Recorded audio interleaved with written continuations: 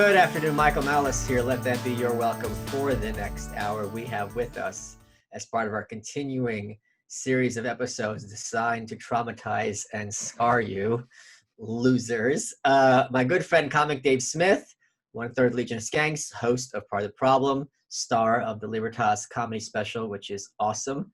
Currently in Jersey with the folks. Oh, this is your new place. That's right. So you got your own, like a big boy. You fled the city, like Snake Plissken. That's if right. I recall the plot of that complicated movie correctly, which I've never seen. Here's something I want to talk to you about, because you have one of the funniest moments in our friendship there was an episode of Anthony Cumia's show where he's going on about how I'm an anarchist, but you know, Dave Smith has some of these ideas, but you take them further. I mean, like, you're against the police, and Dave's at an airport, just literally raises his hands in the air, be like, "You guys hearing this? Are you hearing this?" And they're like, "Who are you?" In Texas. It's an airport in Texas, like having a burger, and like yelling at people next to me. They're like, "What's he talking about?" So I'm sure you're the person I was most eager to hear from, because I'm sure you heard that the Minneapolis City Council is talking about defunding the police. And of course, as we tape this, minutes ago, there was a clip that was being shared on Twitter that I didn't bother to watch, from John Oliver. And it says, "Oh, a lot of you people have a misunderstanding about what defund the police means. Here's what it really means." I love the idea that a term that has entered popular parlance in the last week has an objective. This is the only possible definition that it could mean. You know what I mean? Like, if we say we need a strong military presence abroad, that could mean war. That could mean embargoes. It could mean diplomacy, but then we threaten. It could mean all these things, right? It's a euphemism. Defund the police could mean, no, it means this, because that's how they work. John Oliver tells his audience, and now they perceive themselves to be informed because they've listened to John Oliver, and then they'll put it on their Facebook, and they'll be like, "Educate yourself. Hit share on a John Oliver video." That's what education means. I'm curious to hear your reactions to when you first heard this term, and if you've seen them discussing it, because I saw a clip when they were discussing it at CNN, and it was horribly cringy. Yeah. So I did not see that John Oliver clip, and I didn't see the CNN clip that you're referring to. I do think it's really funny. It reminds me of the episode we did on Tara Reid, when Joe Biden is explaining that believe all women means that they have a right to tell their story. And you're like, wait, but doesn't the word believe indicate belief? Like, am I the crazy one here? So it seems like some of that's going on. I think intellectually, this is the most fascinating turn that this whole protest movement, whatever you want to call it, has taken. So it's interesting that, and this happens sometimes when left-wingers get really, really furious. They almost come to a libertarian conclusion. Not that policy ever ends up getting passed, but I remember when Trump first got elected, and I saw there was this meme being shared around by left-wingers, and they were saying, well, you know, as long as now we have this fascist in the White House, I think that we have to form our own voluntary taxation and fund programs that we like ourselves, because we can no longer count on the government to do it. And it's like, oh, isn't that an interesting conclusion of when you don't like the government, wouldn't voluntarism or anarchism be preferable to this situation? So I'm really, obviously, the idea of defunding the police, defunding everything is what we're all for. But it's interesting to see, as I've interacted with some people on Twitter about this, a lot of people who are for the defund the police, I don't think they've really thought it through so much. And so once you start to go, oh, well, this would be great because then we could do X, Y, and Z, they're like, well, no. We don't want to privatize anything. Like, privatize, bad word. Defund, good word. But then it leads to these questions like, well, what would you do? I mean, if you're going to defund the police, obviously then private people are going to come in. I mean, people are going to demand protection from, say, murderers. That's still going to be something that people want. So how would this not be privatizing things? So it's a little bit confusing. Yeah. So one of the women from the city council was on CNN, and it was very funny to watch them play, not even gotcha, but just basically like 101 questions, the kind of ones you and I get every time about anarchism, which are really valid, fair questions. Okay, Mr. Smarty Pants Anarchist, what happens in your society when the rapist breaks into the house? That is really a extremely fair, valid question. And if your answer is, oh, the market, that's not a good answer. No. Because that is not preferable shrugging your shoulders to what we have now, even if we don't like what we have now. I'll take every so often an innocent person gets killed, but there's 911 to like, oh, like the market will solve it. Like, wait, what? No. Okay. But so the anchor, I forget her name, that she's a blonde older woman. She's like, okay, so you're saying defund. And the girl started talking about police reform. And she's like, oh, hold on. You're not saying reform. You're saying defund. How are you going to handle violent criminals? And the answer was, well, we need to focus our money on things like housing and community support for each other and healthcare. And it's like, yeah, see, so when you get raped in the middle of the night by the home invader, you can pay for the doctor for free the next day and the therapist for years of trauma as you're gang raped in your own home. So I think this is an opportunity, because what was hilarious to me is watching all the conservatives melt down, understandably, about the idea, because they're like, what are you asking for? You guys are going to all be killed. This is going to be crazy, and we're going to be the ones who end up footing the bill. And and my line, which I think is a very good one, even though it's not actually accurate, about the arguments against single payer security are the exact same arguments against single payer healthcare. It's not really single payer. But for us, people like us, to introduce concepts that are different to the current status quo. I was on Jesse Kelly's show this morning. He's a hardcore conservative. And I was saying, yeah, I don't want my security to be at the whims of a government union monopoly. I want there to have, all of us have arms, my neighbors, so on and so forth. He's like, okay, I'm all for this. So do you see this as an opportunity, or do you see it that they're going to do such a job of making this look stupid that you and I are SOL?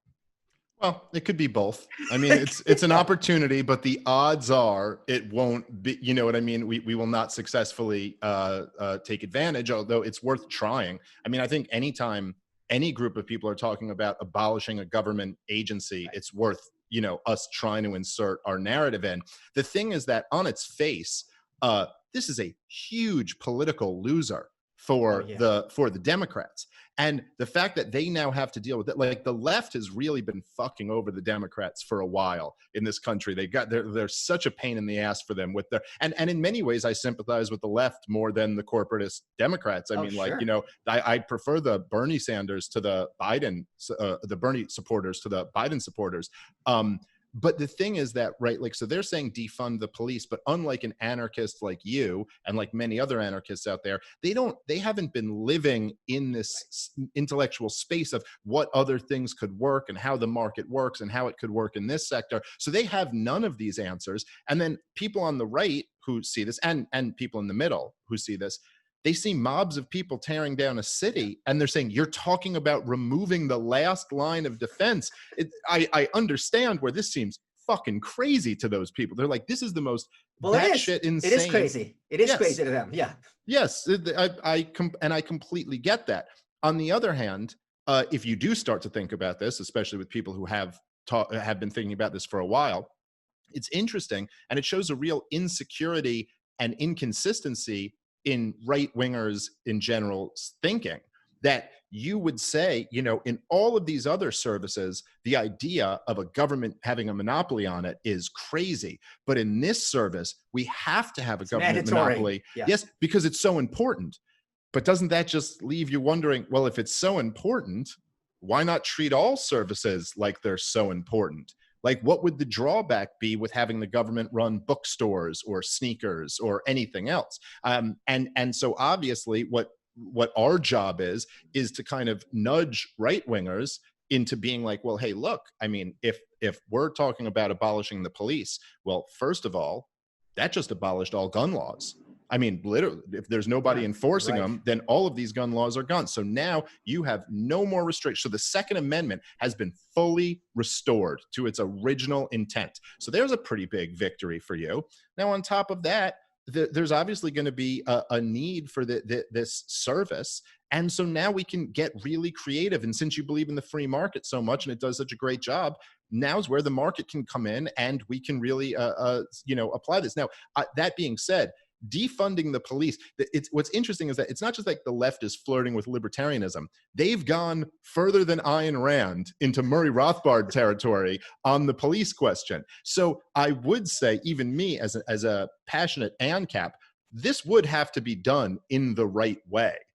Like, you can't just get rid of police but still have some sort of like law, like some type of court system that's monopolized, some type of federal police like the FBI or something like that. So you'd have to work this out a little bit.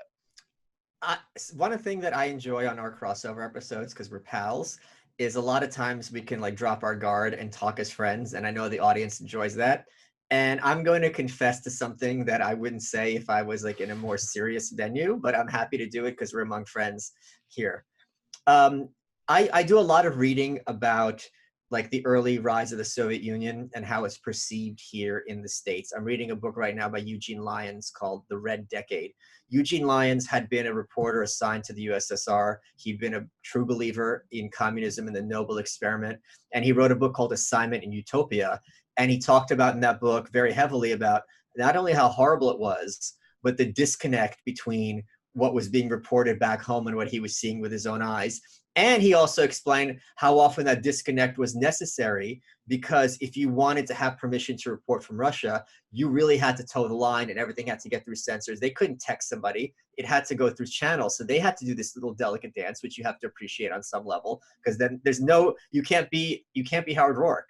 Like, how much sacrifice are you willing to make for the greater good? It's a very interesting situation. He wrote another book called The Red Decade, which I'm reading now, from 1941. And I'm sure you and probably everyone listening to this has seen that thread I have on Twitter of Walter Duranty, who had been the New York Times man in the Soviet Union in the 30s. He won a Pulitzer for his work, and how he was explicitly saying there's no famine and that these are lies. And while Stalin intentionally starved millions of people, the Holodomor, he was just saying, oh, no, they're just tightening their belts. The Russians are used to sacrifice. And in retrospect, you read it, not only is it horrifying, knowing what's happening at the time, but the fact there's not been accountability really for the New York Times and maybe other places makes it even more reprehensible.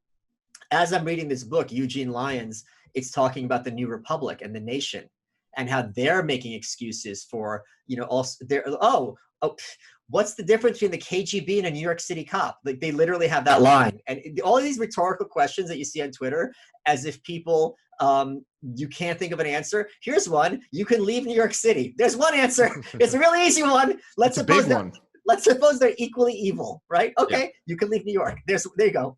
Problem solved. Or not problem solved, but certainly a difference. But you know how I say anything preceding but a political claim can be ignored.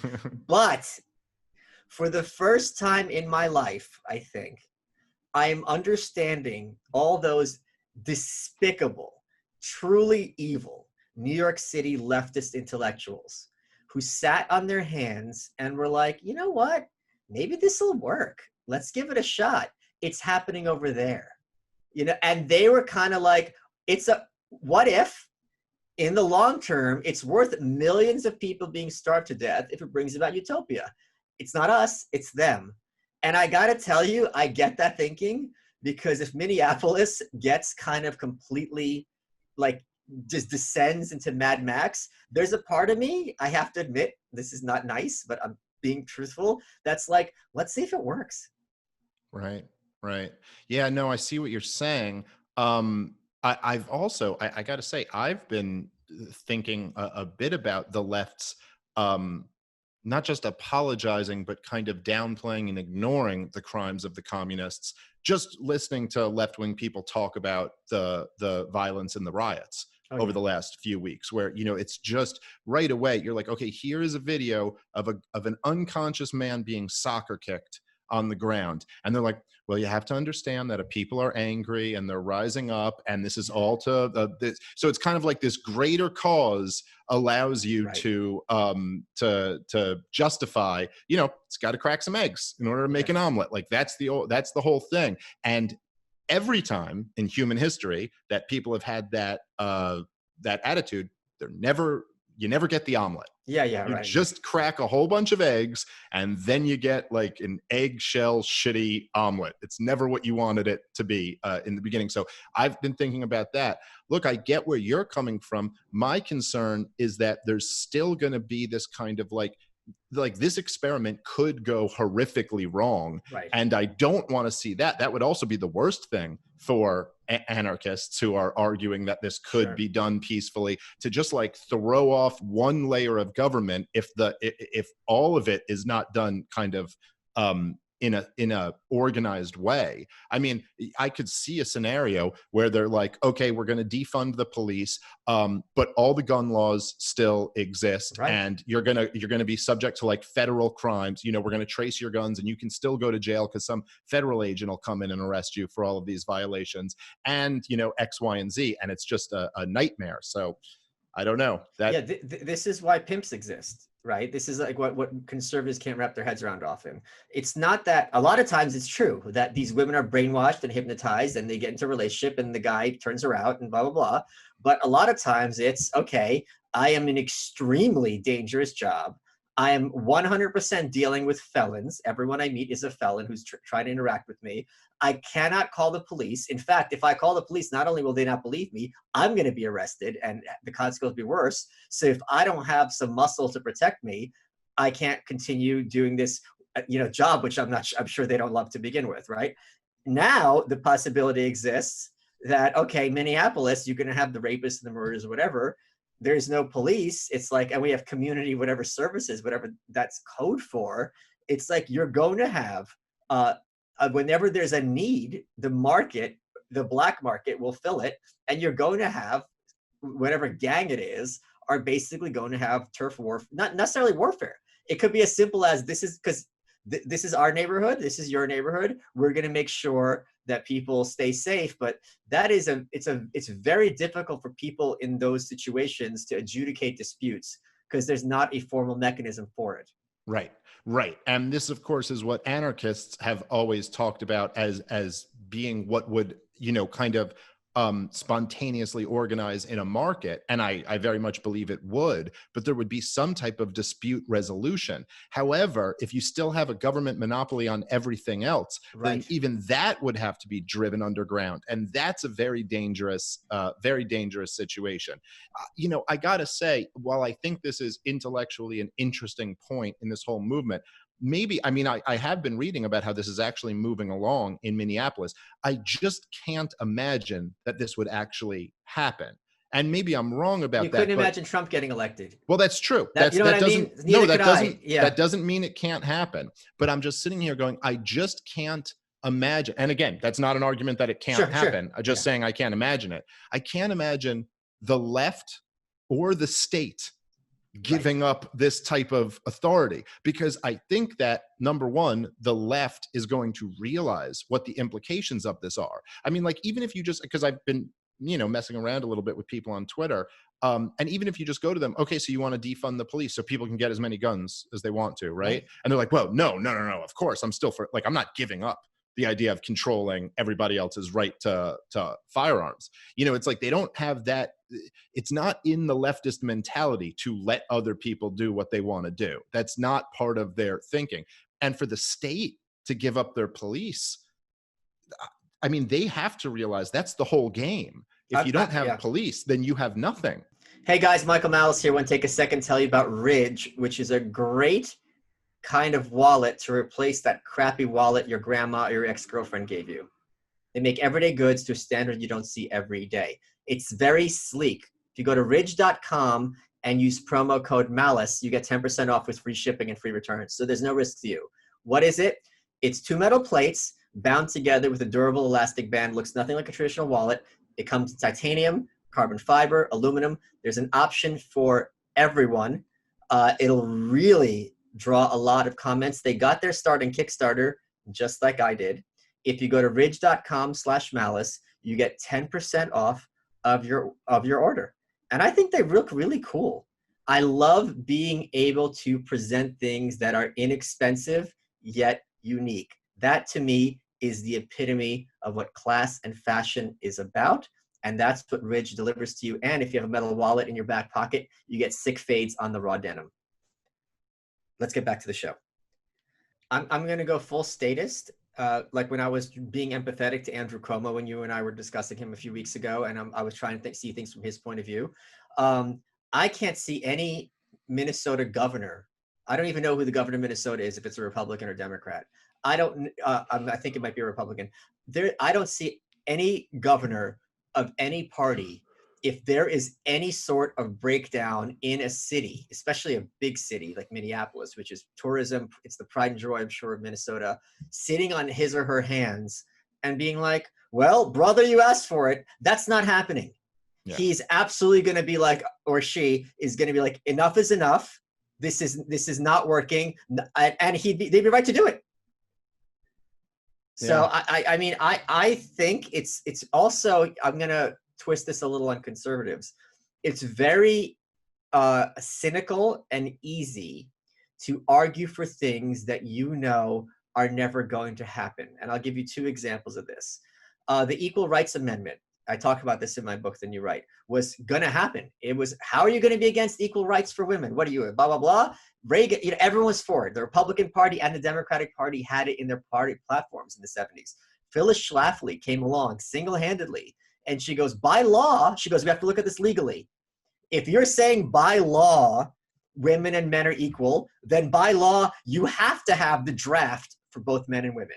There's no workaround. By law, you have to have gay marriage. Because if I can marry a man and and men and women are legally equal, I legally have to have and they're like, oh, wait. By law, I should have to go to every bathroom I want. But by law, I have to be able to go into any school if it's just for women, blah, blah. And people are like, oh crap, the implications of this. They recently started reviving that, the Democrats. The Republicans, there's no pro-life amendment. They talk about it all the time. They don't vote on it. Who's playing for keeps? And who means what they say? That's one thing that's interesting. Anthony Weiner, who is actually really funny.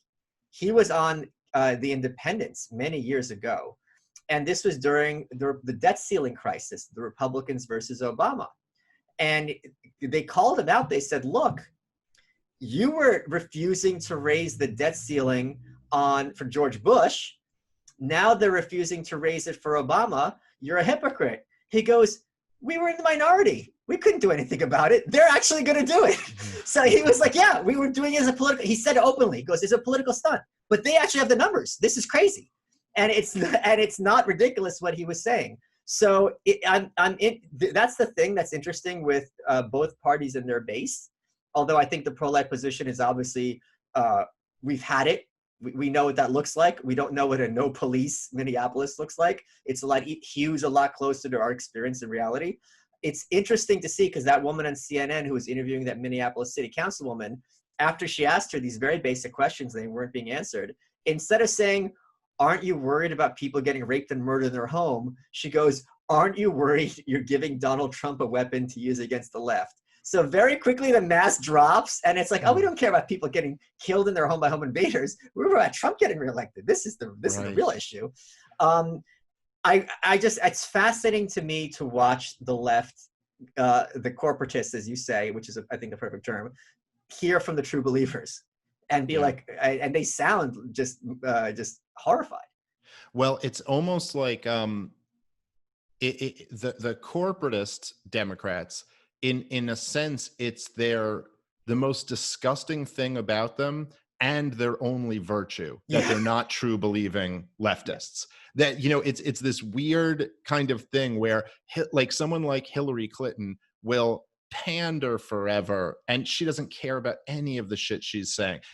She's running against Bernie Sanders. Now all of a sudden she really cares about raising the minimum wage too. She doesn't give a shit about the minimum wage, but it's just like, I'm pretending to be a leftist because this is what my voters want to hear. But then if someone's like, oh, what about just embracing full socialism? She's like, yeah, no, I don't think we're going to do that. And in a way, that is her most redeeming quality, is at least she doesn't actually believe any of this shit. The leftists, on the other hand, are, there's something that you have to admire in a true believer rather than a liar, you know? Yeah. So you admire that, but it is some wickedly evil shit that they believe in. And the truth about the hardcore leftists, and occasionally they will reveal this, is that they actually don't care about home invaders coming in and killing people. They're like, well, the system is racially unjust and we got to do what we got to do to make it equitable. And Yeah. that's that. And if some of you guys got to get raped and killed along the way, Or you're getting raped and killed now, so it's a wash. or it's just black people are getting raped and killed now. So if some of you guys got to get raped and killed so that it evens it out, there is something really revealing. And Margaret Thatcher used to say this all the time, which was, she was rhetorically decent. And Yeah. she used to say that the left really, exposes themselves when they talk about inequality, because they're basically saying that the problem is the gap.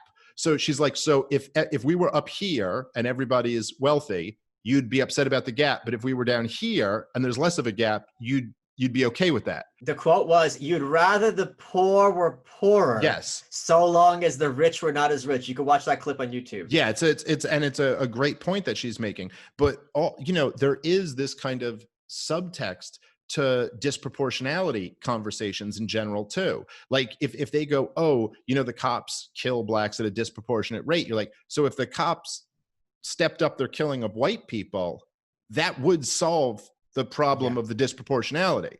Would that be okay with you? Would that be? And so there really are some kind of sick implications of this kind of mindset. And I think that, I've heard this from people who are like, if some white person will be like, like I've seen right wingers on Twitter and stuff will be like, well, if there were no cops, someone could get shot or killed. And they'd be like, welcome to our world.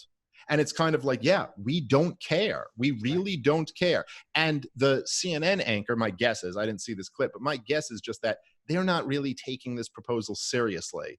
And that's why they're concerned with the Trump victory, because that's the only thing they are taking serious, which, by the way, they might be right about, is that we're never actually going to abolish police anytime soon in this country, but this might hand Donald Trump another 4 years. And they might be right. And in CNN's defense, they've already been sacked by the rioters. So it's like, welcome to our world. That's true. So it's like, this was us 2 weeks ago. We're fine. I'm right here, bitch. Here's the thing that you and I know is that a lot of times, and which I think the CNN person doesn't know, and I discuss this in the book as well, is a lot of times these ideas that sound fringe and ridiculous, somehow they end up happening somewhere, like much quicker than you think, just through some fluke. And then people aren't ready and all sorts of shit hits the fan.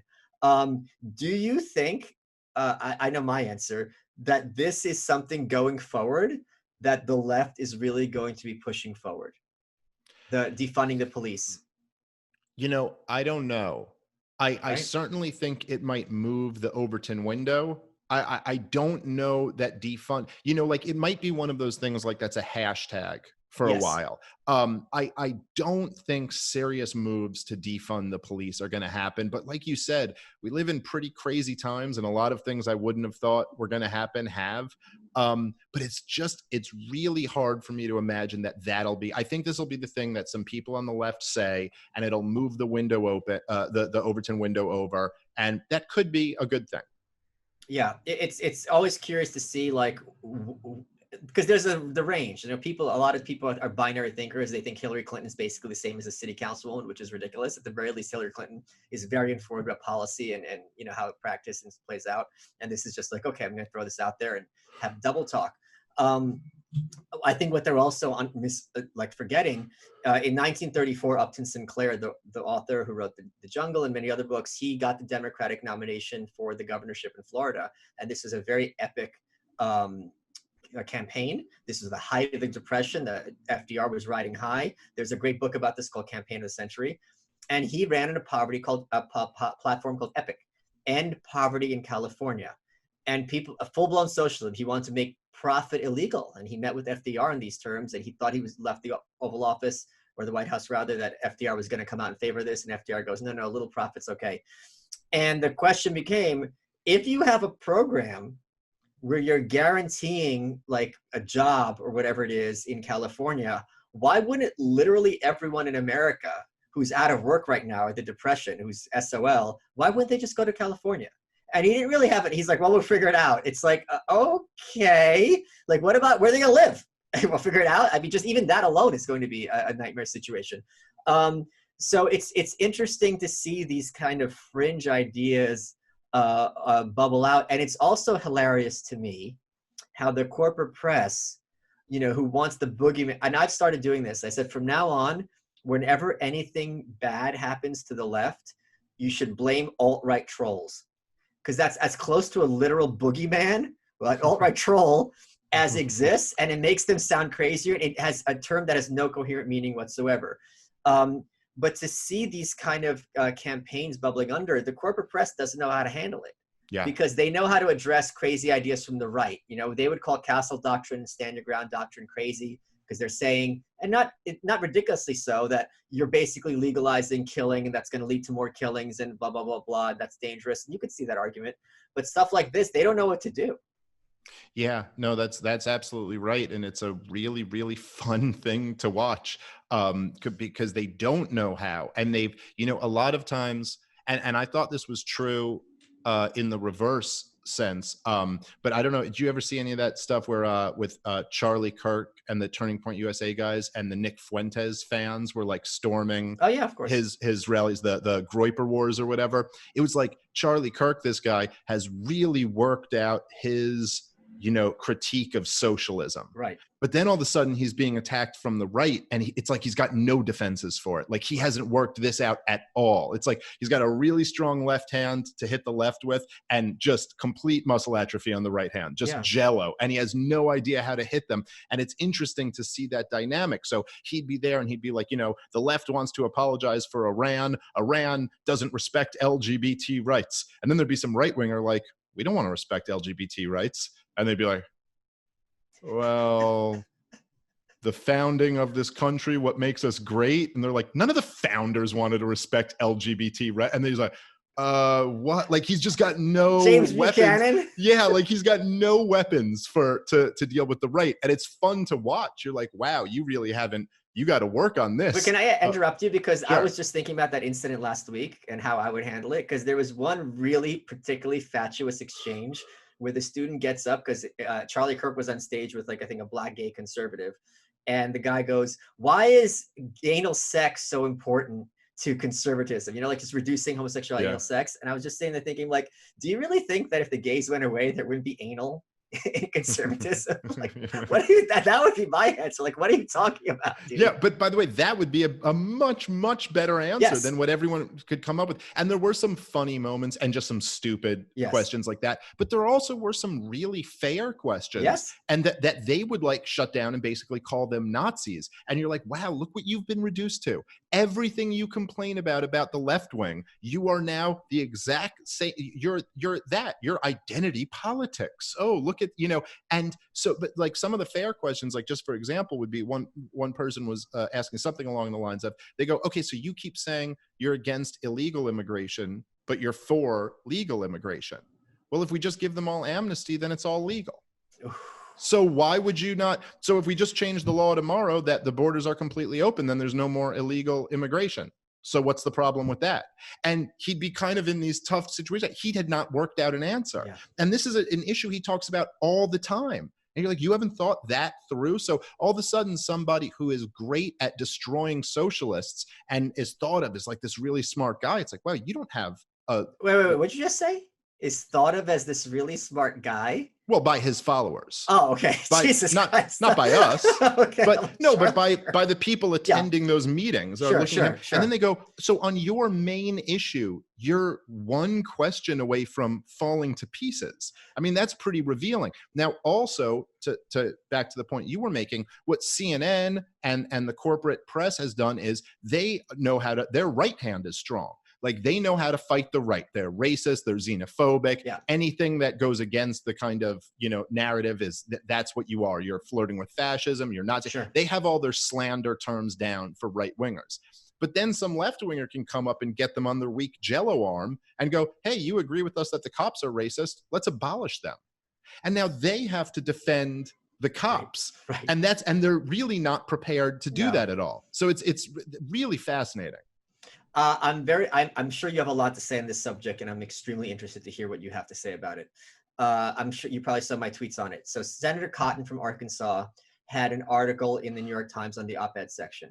Mm-hmm. The article, I haven't read it. I just, heard a briefing, a short rundown of it, was basically saying at some point, we got to send in the tanks. I don't think anyone in this country who's been following the rioting demonstrations has not at one point asked themselves, okay, at what point do we send in the tanks? That's a given that if things really, really escalate, the military is the last possible resort before it's complete self-destruction of a country. This is not in dispute. It's like, okay, at what point do I go see the doctor or get an amputation? It's an extreme measure for extreme circumstances. And as a result of this, the New York Times reporters had a virtual walkout. They stopped working. There was a huge backlash against them from their own.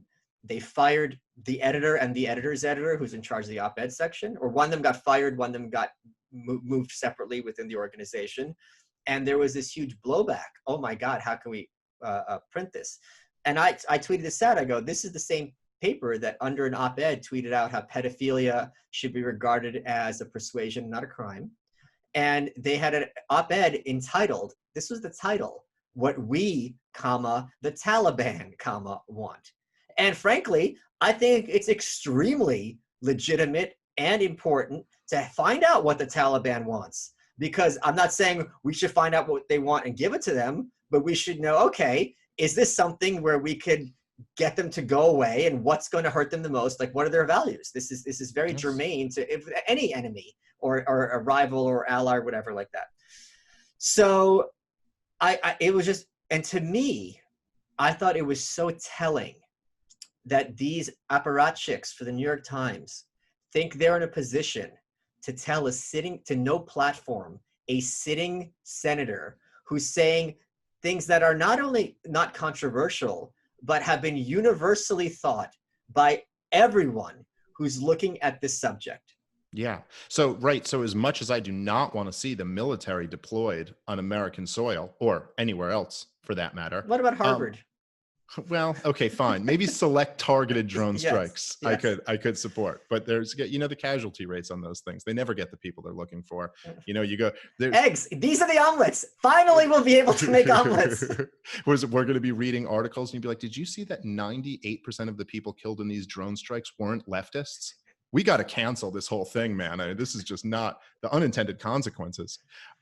Kidding, of course. So I don't agree with that, but here's how stupid censorship ends up being, like the arguments for it.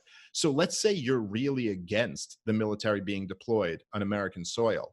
If a sitting senator is thinking about that, don't you want that information? Wouldn't you want to know what he's considering? What do you want them to just go do this in secret? He still has his vote in the Senate. He's still an influential person, whether or not he writes for your paper.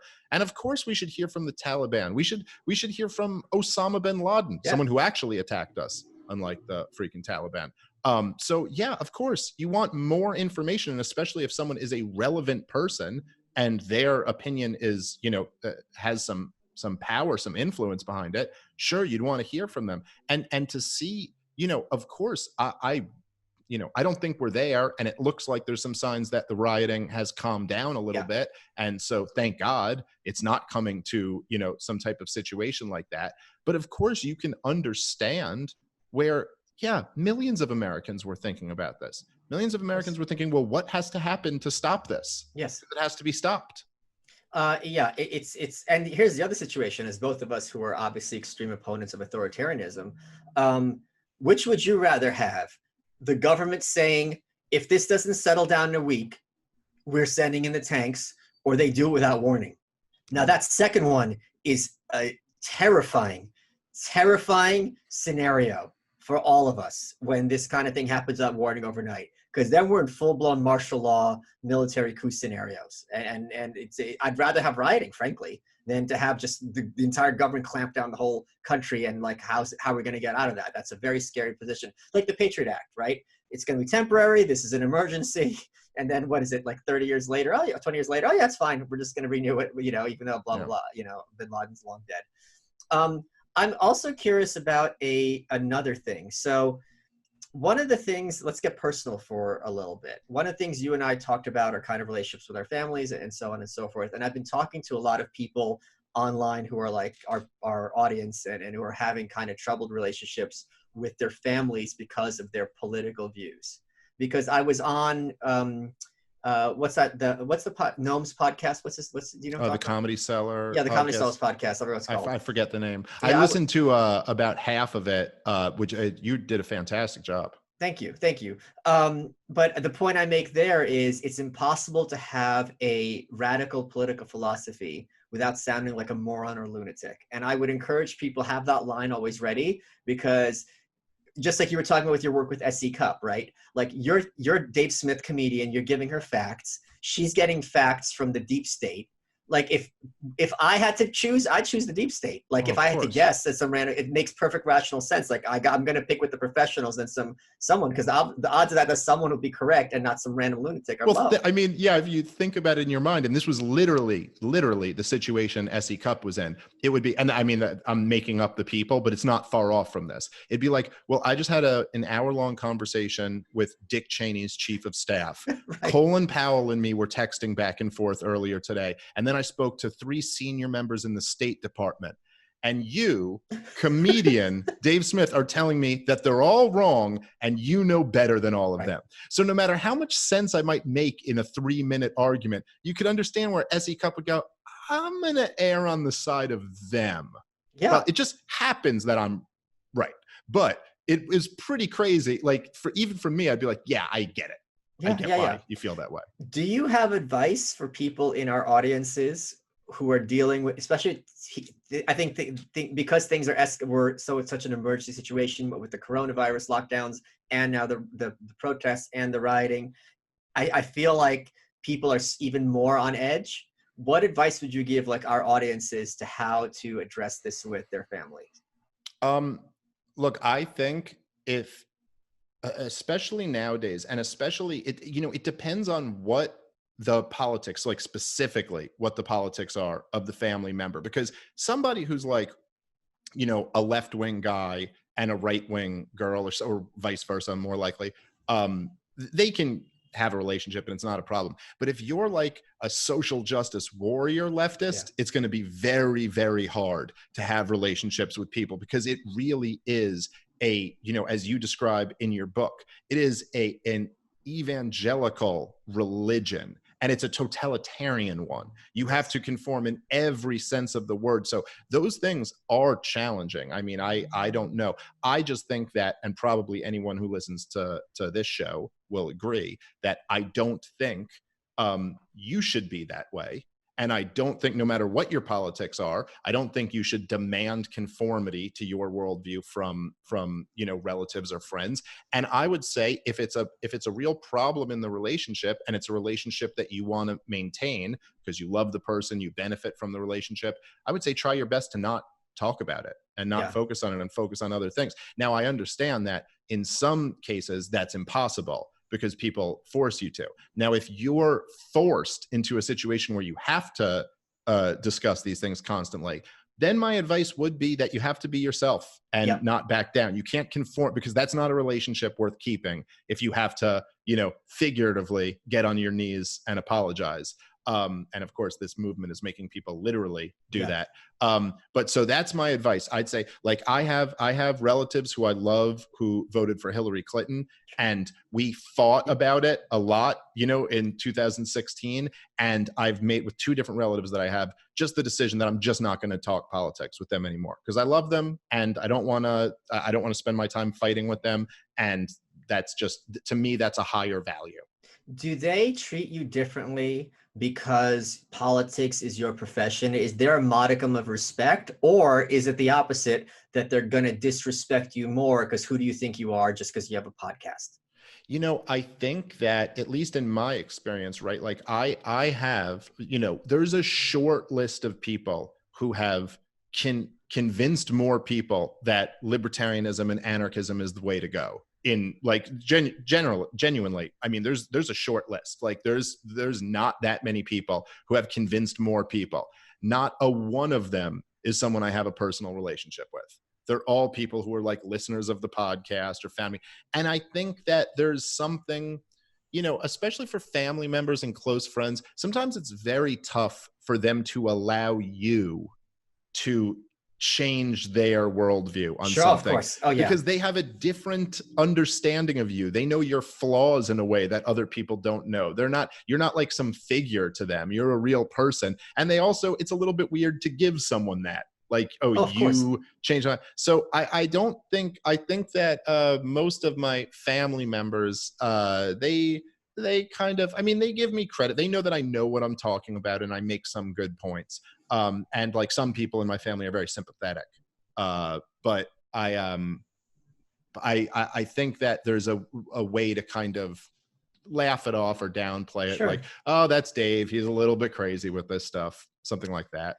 One thing I always stress, and I mean, I don't like giving advice to people, but this is something where I think is really almost universal advice, is if you are letting someone's political preferences color your relationship with them, you're really setting yourself up for some bad situations. I see this a lot where I have people, I don't care what someone's politics are. I care how they treat me as a person. Are they going to be there for me when I'm down? Do we have fun together? It's kind of like the high school thing where you think, oh, this girl likes the same band as I do, so we're probably going to get along. Yeah, I guess there's a weak correlation because people who like the Smiths, you know, tend to have the same kind of worldview, but it's a pretty darn weak one. And yeah, you could ostensibly say, oh, okay, if people who are pro-liberty, they're going to kind of get along. But that is very hard to port once the rubber hits the road. And that's why it's funny for me how a lot of times anarchists who are not known particularly for their social graces are like kind of shocked when I would like block them for being a jackass on Twitter. It's just like, I don't care that you agree with me. Right. I care that you're an ass. And I have many people whose political views I don't even know in my circle who I'm perfect. I adore them. And it's funny to me when something like I'll meet fans and they'll be like, oh my God, I think you're great. I'm not an anarchist, but I'm like, it doesn't matter. Like if you want to be a commie and you like my work in North Korea or you like how I talk to Dave, I don't care. And I'm not using that term rhetorically. I mean it literally. It doesn't add value to me for this exchange that your political views are the same as mine. If I've made your life better just because you're happier and you're still going to vote, you know, for neocons, I'm fine with that. Yeah. And, you know, I agree with all of that. And then on top of that, I've noticed that people, I really don't like, for the most part, this isn't like a rule, just a generalization, a trend that I've noticed. I don't like people who only talk to people who already agree with them. They end up being like smug and kind of shitty and caught in their own like circle jerk that has nothing to do with anything. I like that I talk to a big audience of people, many of whom don't agree with everything that I'm saying. Like I like that. I think that shows that you're kind of doing something of value to more than this one little circle of people. I would say, so I live my life in the same way, like you just said. I'm just saying, as I'm thinking about it, I could see a counter argument, and I'm sure that there would be some point that we could be pushed to. Like if you know, we did live in some, you know, if we lived in some hellhole communist country or something like that. And, you know, then I think it comes to a point where your politics might have to affect your relationship. You know, like, hey, if you're willing to turn me into the KGB or something like that, then I can't be friends with you. Now, maybe I should feel that way about someone who supports a war. I mean, you could make an argument that that's such a horrific thing that I shouldn't be friends with them. I just think I'd rather just live a happier life and not cut friends out of my life over politics. Thanks to the cathedral and how we were raised in schools and the news, I would say over 90%, that's a big number and I'm using it, of people who support wars don't know what they're saying. Yeah. When they say war, they think of like Tom Cruise and planes, and the planes are only killing baby rapists. And you know, we land and everyone's like, hell yeah. And then music comes out, there's boom boxes. They don't think about really and because there's all the double talk in the media about like, oh, we're going to minimize civilian casualties. It's like, hey, hello, yeah, yeah, your dad's just been minimized. Sorry about it. Click. It's like there's all these euphemisms, and that's why it's incumbent on people like us to be like, okay, maybe war is sometimes necessary. Maybe I'll grant you that, like for the sake of argument. But do you really know what you're saying? Do you really know what this inevitably means? And a lot of times when you put it in those terms, they get really squeamish really fast. Because I don't think because the part of the warfare machine, as you discuss constantly, is they make it so the average person doesn't have to think about what it is that they're advocating when they're saying they're for war. When they say I'm for war, in their head they mean one guy goes to Saddam Hussein, puts a bullet in him, and leaves. Like literally, that's what they're imagining, or something rough, or maybe they shoot down his bodyguards who've also been like killing people. They do not think in terms of what civilian casualties mean. They don't think in terms of like maiming, and things like that. Like, let's pretend like war was just everyone's just shot, they instantly die. We're talking about like deformity, people crippled for life, the house they grew up. My friend moved to the States, and she had to watch the hospital she was born in Serbia being bombed, or Bosnia, wherever it was, and that what didn't feel nice for her. And I mean, if that was the worst of it, okay, maybe you can wrap your head around it, but that's still something people don't think about what bombing means. You're not bombing just like places of evil, like temples to Satan. You're bombing hospitals, you're bombing school, you're bombing grocery stores. Yeah, bombs don't go in and put shields around the good guys and like target the bad guys. It's not how it works. I remember back when Chelsea Manning, then Bradley Manning, when the stuff he released came out, and one of the things that came out was that video of the like photographers being bombed, and it was this big scandal, and everyone's like, oh my god, this is a video of like innocent people being bombed. And while on one hand I was happy that people were outraged by that, on the other hand you're also like, well, what the fuck did you think? What did you think this was? What did you think these mass bombing campaigns? Are you shocked that some people who weren't terrorists got hit? What do you think we've been doing for the last, at the time it was like 6 or 7 years? It's like, yeah, what did you think? Of course that's what it is, but it's something about being confronted with that, image, and people going like, holy shit, that was a camera. That guy shouldn't have been killed. Well, I think it's the same thing with George Floyd. Now they've been bringing up his criminal record and all this stuff, which is legitimate in the sense that, yeah, he's not a good person. You don't have to. Yeah. At the same time, when you look at that, it's one thing to talk police brutality. It's not to see a man not struggling, saying, I can't breathe, sir, and literally dying in front of you. Most of us, thank God, have never had to see someone die. So when you see it that starkly in daylight and people are yelling, he's dying, until you see it, it's really hard to wrap your head around the fact that this is something that could happen. Because the brain is not comfortable with this, so it makes excuses. Oh, it could have been this, could have been that, could have been that. And not just that that the brain is uncomfortable, but it's actually not made to process things that way. Right. That's why something like Anne Frank is more powerful to people than just saying 6 million Jews. Yeah. It's more powerful to think of, forget 6 million, these abstracts that we can't even really process. One little girl hiding in an attic. That moves people more, because it's like, oh, I know a little girl. I have a little girl. We're kind of made to interact on those type of levels. So yeah, I think there's a lot to that.